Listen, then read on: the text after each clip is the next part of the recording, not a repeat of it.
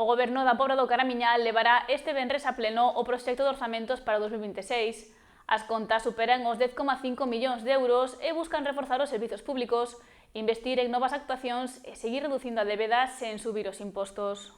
O proxecto de orzamentos municipais para 2026 ascende a algo máis de 10,5 millóns de euros.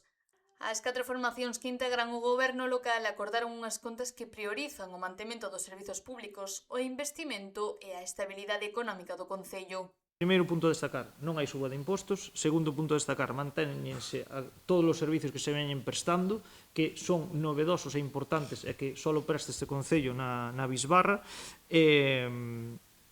E despois tamén que seguimos reducindo a débeda municipal, que é o que tamén nos permite, despois, se en algún momento ou fora preciso, poder endebedarnos. Entre as principais actuacións previstas figuran máis dun millón de euros para investimentos, con obras de mellora en camiños municipais, a reforma do Parque Infantil de Castelo ou unha achega para a ampliación do cuartel da Garda Civil.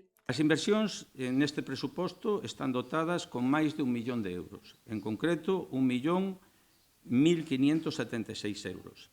Nestas inversións van proxectos como a reforma do Parque Infantil do Castelo, a reparación e reconstrucción da nave que estivo utilizando o Clube de Remo, o arranxo do Paseo dos Areos, do que xa falou antes o concelleiro de Finanzas, que iso vai con recursos propios, a pavimentación e accesos a Pontenaveira, que está pendiente, xa está todo licitado, está pendiente de comenzar esas obras, a pavimentación e vías de diferentes camiños, como a zona de Pedriñas ou Rosende, etcétera, etcétera, non?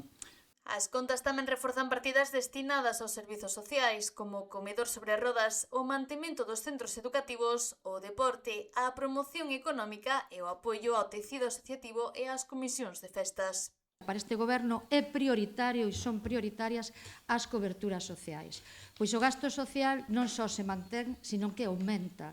E aumenta en servicios tan importantes como pode ser o comedor sobre rodas, que, como ben sabedes, é un servizo de catering en liña quente que levamos todos os días aos veciños e veciñas que así o precisan, pois, como ben decía antes, aumenta, pasamos dos 30.000 a 51.000 euros. E aí está, digamos que, eses servizos que non se ven, pero que sí son de moitísima axuda para moitos veciños e veciñas. O Executivo destaca ademais que o Concello continuará asumindo determinados custos, como os derivados do canon de depuración ou da recollida de residuos, para evitar que repercutan directamente na veciñanza. Todo iso sen incrementar a presión fiscal. A seguinte partida de gasto que máis se leva, que é cerca do 10% do orzamento, é o capítulo de inversións, que aquí aproxímase a 1.576.000,05, que, bueno, ven sendo unha cifra bastante importante. Aquí moitos fondos son da Diputación, ao cal hai que agradecer que sempre este dando ese impulso aos concellos tanto da comarca como da provincia,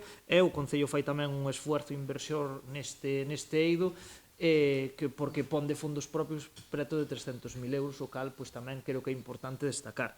Outro dos aspectos que subliña o goberno local é a evolución da situación económica. Segundo explica, o nivel de endebedamento sitúase alrededor do 22%, moi por debaixo do límite legal, despois de amortizar 3 préstamos dende o inicio do mandato e sen recorrer a novo financiamento.